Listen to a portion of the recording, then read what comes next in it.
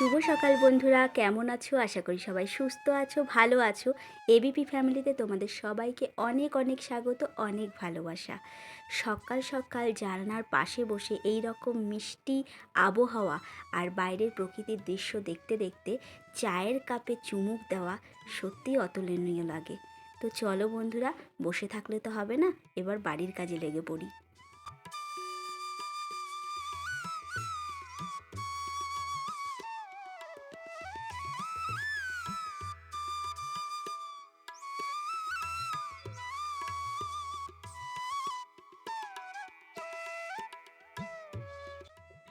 দুর্ভাগ্যবশত যেহেতু একটাই আমার ঘর, তো একটা ঘরের মধ্যে আমার মেয়েটাও খেলার একদম জায়গা পায় না। তো সেই কারণে ওই একটা ঘরের মধ্যেই দেখো কত কাগজ ও করেছে। এত কাগজ কুটি কুটি করে যে ওর সব এইগুলো তো একটু মেনে নিতে হবে, কিছু করার নেই। আর তো দ্বিতীয় কোনো ঘর নেই যে সেই ঘরটায় ওকে একটু বলবো বস, ওখানে গিয়ে খেল। তো যাই হোক, এত সকালবেলা আমি একবার কিন্তু ঝাড় দিই, কিন্তু ওটা কোনো রকম, মেয়ে স্কুল যাওয়া পর্যন্ত। তারপর আরেকবার ভালো করে ঝাড় দিয়ে ঘরটা মুছে নিই। তো সেই ভালো করে ঝাড় দেওয়াটাই এখন দিচ্ছি। চা খাওয়ার পরে আমার সবার প্রথম কাজ হয় ঝাড় দেওয়া। কখনো কখনো আবার মুছেও ফেলি, আবার কখনো স্নান করার আগে মুছি।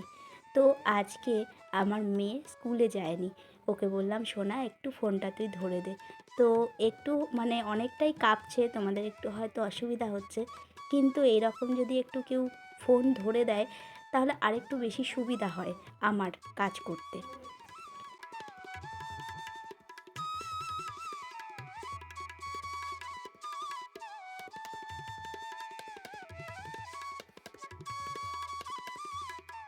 আমি বাড়িতে ডাল করলে ডালে একটু সবজি দেবই, তার কারণ আমার মেয়ে একদম সবজি খেতে ভালোবাসে না, কিন্তু আমি ওর জন্য কখনো আলাদা করে করি না। তাই জন্য ডালও যেহেতু ভালোবাসে, ডালের মধ্যে সবজি দিয়ে দিই। আর এখানে দেখো আমি ছোট্ট ছোট্ট করে বেগুন ভেজে নিয়েছি, আর সাথে নিম পাতাও ভেজে নিয়েছি। নিম বেগুন খেতে কিন্তু আমার বেশ ভালো লাগে। তোমাদেরও কি ভালো লাগে আমার মতো? জানি না। আর এই যে দেখো, এই একটা সবজি করেছি সর্ষে দিয়ে, এই সবজিটাও কিন্তু আমার ভীষণ পছন্দের। সাথে কিন্তু আমার বরমশাইয়েরও খুব পছন্দের। এখানে আলু আছে, ভেন্ডি আছে, সজনের ডাঁটা, গাজর, মানে সব কিছু দিয়ে আমি সর্ষে বাটা দিয়ে একটা পাঁচমিশালি সবজি করেছি। আর এইদিকে দেখো আমার রান্না সব কমপ্লিট হয়ে গেছে। ওই কড়াইটার মধ্যে আছে তোমার নিম পাতা, আর বাকি সব আমার ঢেকে রেখেছি সুন্দর করে।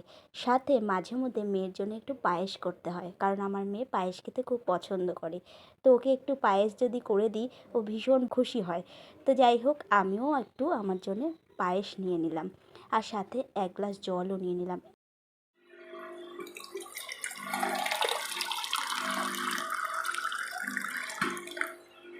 এত কাজ করেছি, আমার মাঝে মধ্যে এত তেষ্টা পায়। মেয়ে থাকলে তো মেয়েকে বলি শোনা একটু জল দে। তো মেয়ে এখন গেছে একটু খেলতে পাশের বাড়িতে, ওই জন্য আমি নিজেই জল নিয়ে এক গ্লাস জল খেয়ে নিচ্ছি। এবার আমার শান্তি হবে। শশাটাও আগে কেটে একদম রেডি করে রাখি, তাহলে কি বলতো, খেতে বসতে গেলে বারবার উঠতে হয় না। আর এই দিকে আমি আবার একটু পায়েসও খাচ্ছি, কারণ প্রচণ্ড খিদে পেয়েছে। এখনও ভাত খাওয়ার, দুপুরের খাওয়ার টাইম এখনও হয়নি। তার কারণ আমরা দুপুরে খাই 2টো কিংবা পৌনে 2টো সেই রকম টাইমে। আর মাম্মাম স্কুল থেকে আসলে তো 2:30 বেজে যায় খেতে খেতে। তো যাই হোক, এখন আমি বসে বসে পায়েস খাচ্ছি। তবে কিন্তু আগে মেয়েকে খাইয়েছি। আমি সকাল সকালই পায়েসটা বানিয়ে ফেলেছিলাম, বানিয়ে মেয়েকে একটু খাইয়ে দিয়েছি। তারপরে এখন আমি খাচ্ছি। তো আমার বেশ ভালোই লাগছে পায়েসটা খেতে।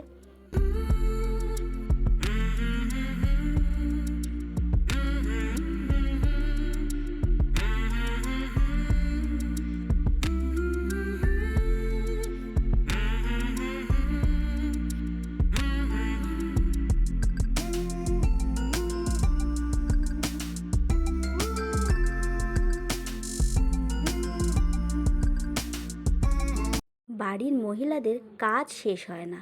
ভাবলাম পায়েসটা খেয়ে একটু যাব, বসে টিভি দেখব, কিন্তু আবার মনে পড়ে গেল ফ্যান গালিনি। তারপর ওইদিকে সব সবজিগুলো যদি একটু ঘরে নিয়ে রাখি তাহলে আরেকটু এগিয়ে থাকবে কাজটা। এই ভেবে আমি আর বসতেই পারলাম না।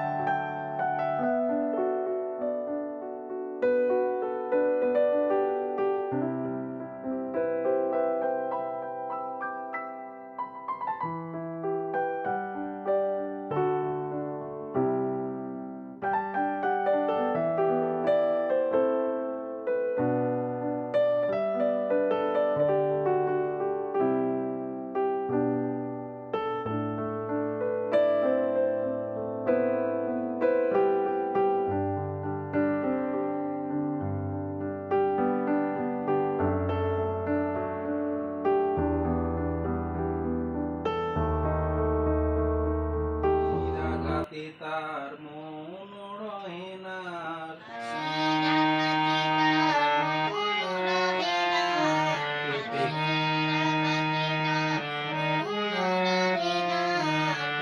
বিকেলবেলা মেয়ে বসেছে গানের প্র্যাকটিসে, আর এখন আমি আর যাই না মেয়েকে নিয়ে গানের ক্লাসে, ওর বাবাই যায়। তো সেই কারণে ওর বাবাই ওকে এখন গান প্র্যাকটিস করায়। হঠাৎ করে আমার প্রেশারটা হাই হয়ে গেছে, আমি নিজেও বুঝতে পারিনি। তবে হ্যাঁ, সকাল থেকে কিছু একটা মনে হচ্ছিল যে যেন একটু আমার মাথা থেকে গরম ভাব বেরোচ্ছে, যেন একটু বেশি গরম লাগছে, ঘেমে যাচ্ছি। তো তারপর আমি যখন কাস্টমারের বাড়ি গেলাম, কাস্টমার দিদি হঠাৎ করে আমার সাথে কথা বলতে বলতে দেখছে আমি প্রচুর ঘামছি। তো তখন বলল, প্রিয়াঙ্কা, তোমার কি প্রেশার হাই হয়েছে? তোমার কি শরীর খারাপ লাগছে? তো আমি বললাম, কেন বলো তো দিদি? বলছেন, না তুমি এত ঘামছো, আমার তো মনে হচ্ছে তোমার প্রেশার হাই হয়েছে। তুমি একবার এখনই বাড়ি যাও, গিয়ে একবার তুমি প্রেশারটা চেক করাও। তো আমি বাড়ি চলে এসেছি সাথে সাথে। আমি তখন থেকে যেন আরও বেশি অনুভব করছি। তো তারপর বাড়ি এসে আমার পাশের বাড়ি কাকিমার বাড়িতেই প্রেশার মাপার যন্ত্রটা আছে। তো সেখানেই চলে গেলাম প্রেশারটা মাপতে। তো মেপে দেখলাম হ্যাঁ, আমার নিচের প্রেশারটা হাই আছে। তো যাই হোক, বাড়ি চলে এসেছি, কিন্তু আমার কি নিস্তার আছে? আমাকে তো কাজ করতেই হবে, যতই আমি অসুস্থ হই না কেন। রাতে তো কিছুই রান্না করা নেই, তো রাতের জন্য আবার আমি করে নিলাম বেগুন পোড়া।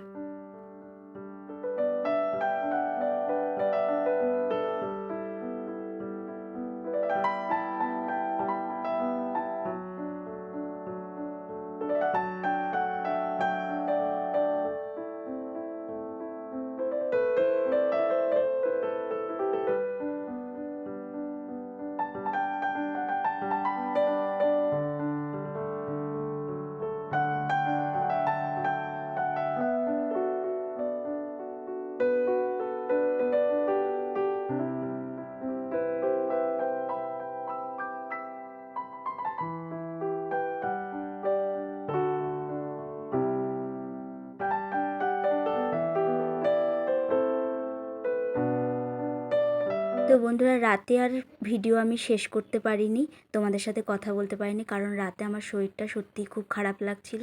তোমাদের দাদাভাই এসে আমার মাথায় তেল জল দিয়ে দিল, তারপর আমি ঘুমিয়েছি। তো সেই যে ঘুমিয়েছি, এখন দেখো সকাল হয়ে গেল, এখনও আমি উঠতে পারছি না। মানে শরীরে যেন একটা কেমন মাথা ঘুরছে, উঠে বসলেই মাথাটা ঘুরছে। তো সেটা স্পন্ডেলাইসিস থেকে না প্রেশার হাই বলে কিছুই বুঝতে পারছি না। তো যাই হোক, এখন আমি আমার ভিডিওটা শেষ করছি। তোমাদের সাথে কথা বলতে পারছি না, কিন্তু ভয়েস দিয়ে শেষ করছি। তো বন্ধুরা, সুস্থ থেকো, ভালো থেকো, হ্যাপি থেকো। অবশ্যই নিজের খেয়াল রেখো। কাজ তো করতেই হবে আমাদের, কিছু করার নেই। পেটের দায় হোক আর নিজেদের প্রয়োজনে হোক, যাই হোক আমাদের কাজ করতেই হবে। তো তার জন্যে সবথেকে বেশি জরুরি যেটা, সেটা হচ্ছে আমাদের নিজেদেরকে সুস্থ রাখা। তো আমরা সুস্থ থাকবো তো তবেই তো আমাদের পরিবারকে ভালো রাখতে পারবো, তাই না? তো তোমরা সবাই ভালো থেকো। বড়দের প্রণাম আর ছোটদের ভালোবাসা জানিয়ে আমার ভিডিওটা এখানেই শেষ করছি। আর আমার এবিপি ফ্যামিলিতে যদি তোমরা নতুন এসে থাকো, অবশ্যই চ্যানেলটি সাবস্ক্রাইব করে যেও। আর সাথে ছোট্ট একটা লাইক দিয়ে ছোট্ট একটা কমেন্ট করে যেও। আমার ভিডিওটা তোমাদের কেমন লাগলো। টাটা।